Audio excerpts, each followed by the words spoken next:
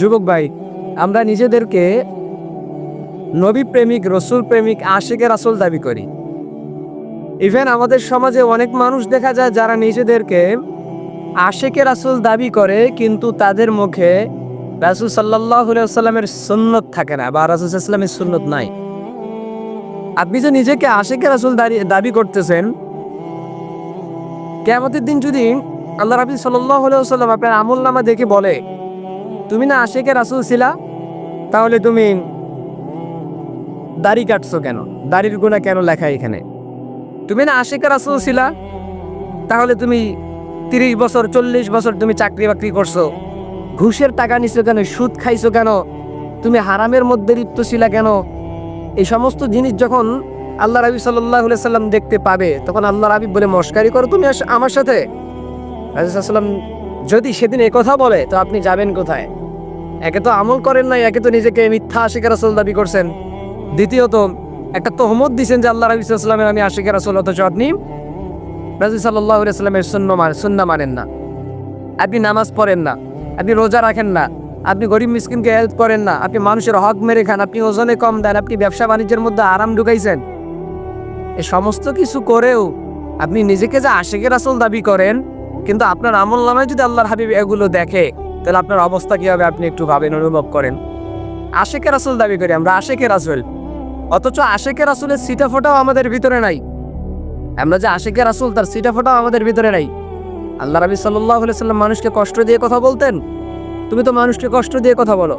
আল্লাহ রাব্বি সাল্লাল্লাহু আলাইহি ওয়াসাল্লাম কি দাড়ি কাটতেন, তুমি তো দাড়ি কাটো। তুমি কেমন আশিকে রাসূল যে আশিকে রাসূল? রাসূল সাল্লাল্লাহু আলাইহি ওয়াসাল্লামের একটা সুন্নত নিয়ে তুমি কবরে যাইতে পারো না, সে আশিকে রাসূল দিয়ে কি হবে? তুমি না আশিকে রাসূল, তাহলে তুমি অনলাইন প্ল্যাটফর্মে এসে তুমি কিভাবে ভিডিও তৈরি করো? তুমি একটা মেয়ে আশিকে রাসূল দাবি করো, একজন নারী আশিকে রাসূল দাবি করো, তুমি না রাসূল সাল্লাল্লাহু আলাইহি ওয়াসাল্লামের সুন্নাহ মানো, আল্লাহর হুকুম মানো, তুমি না মুসলিম, তুমি বোরকা পরে কেন নাচানাচি করো? তুমি কেন ভিডিও মেক করো? কি দরকার ছিল তোমার? আল্লাহ পাক রব্বুল আলামিন কোন দিক থেকে তোমাকে কম দিছে? কেন তুমি নাচানাচি করবা? কেন তুমি পর্দা না করে ঘুরে বেড়াবা? কেন তোমাকে মানুষের হাতে, যুবকদের হাতে ইফটিজিং হইতে হবে? দোষ শুধু যুবকদের হয় না, দোষ হচ্ছে নারীদেরও। তো এই জন্য আশিকে রাসূল দাবি করি, কিন্তু আশিকে রাসূলের মতো কার্যক্রম আমরা করি না। আশিকে রাসূল দাবি করি, কিন্তু তার কথা মতো চলি না। হায় রে, এগুলো হচ্ছে আমাদের স্বভাব, এগুলো হচ্ছে আমাদের করুণ ইতিহাস। সো আমাদেরকে পরিবর্তন হইতে হবে, পরিবর্তন। আমরা সমাজকে পরিবর্তন করতে চাই, কিন্তু আমরা নিজেরাই যদি পরিবর্তন হই, এই সমাজকে পরিবর্তন করা কোনো ম্যাটার না। কিন্তু শর্ত হচ্ছে আমাকে নিজেকে পরিবর্তন হতে হবে। যখন আমি আমার দিক থেকে নিজে পরিবর্তন হব, আমার বন্ধু তার নিজের দিক থেকে পরিবর্তন হবে, সেম আরেকজন যখন তার নিজের দিক থেকে পরিবর্তন হবে, তখন সমাজকে পরিবর্তন করা লাগবে না, সমাজ এমনিতেই পরিবর্তন হবে।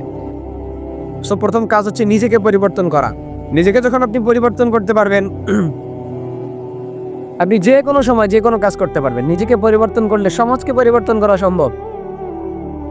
আমাদের শরীরের মধ্যে খালিদ বিন ওয়ালিদ, আমর রাদিয়াল্লাহু তাআলা আনহু, আলী রাদিয়াল্লাহু তাআলা আনহু, যে আলী রাদিয়াল্লাহু তাআলা আনহু 40 জনের শক্তি একাই ধরে রাখতেন। একটা কপাট যুদ্ধের মধ্যে একাই তিনি কাফেরদের বিরুদ্ধে ছুড়ে মারতেন, যে কপাটটা পরবর্তীতে 40 জন সাহাবী মিলেও তুলতে পারতো না। সে আলী রাদিয়াল্লাহু তাআলা আনহু মতো বড় বড় বীর পুরুষদের রক্ত আমাদের শরীরের মধ্যে, অথচ তাদের মতো বীর পুরুষদের রক্ত আমাদের শরীরে থাকা সত্ত্বেও আমরা কাপুরুষতা করি। আমরা নবীর সুন্নাহ মানি না, আমরা আল্লাহর হুকুম মানি না, আমরা রবের কথা মানি না। আপনি কিভাবে চিন্তা করেন যে কিয়ামতের দিন আল্লাহর হাবিব আপনাকে শাফায়াত করে জান্নাতে নিয়ে যাবে? আল্লাহর হাবিবের কি তার উম্মতের কি অভাব হবে? আশিকে রাসূলের অভাব হবে? তার আশিকের অভাব হবে না। সো আপনি যে আশিকে রাসূল বলে চিল্লাচ্ছেন, কিন্তু আপনি এইগুলো কর্মগুলো করতেছেন না। আপনার মতো ব্যাককল জাতি, আমাদের মতো ব্যাককল জাতি সমাজের মধ্যে কেউ নয়। সো শুধু আশিকে রাসূল, রবের হুকুম মানতেছি, এই করতেছি সেই করতেছি, জান্নাত যাব, এগুলো কথা বাদ দেন, বাস্তবতায় ফিরে আসেন। যেহেতু মানুষ বাস্তবমুখী, সো বাস্তবতায় ফিরে আসেন। নিজেকে আশিকে রাসূল দাবি করা থেকে বিরত থাকেন, আগে নিজে আশিকে রাসূল হওয়ার জন্য যেগুলো করণীয় সেগুলো করতে থাকেন আগে, পরবর্তীতে আপনি নিজেকে আশিকে রাসূল দাবি করেন।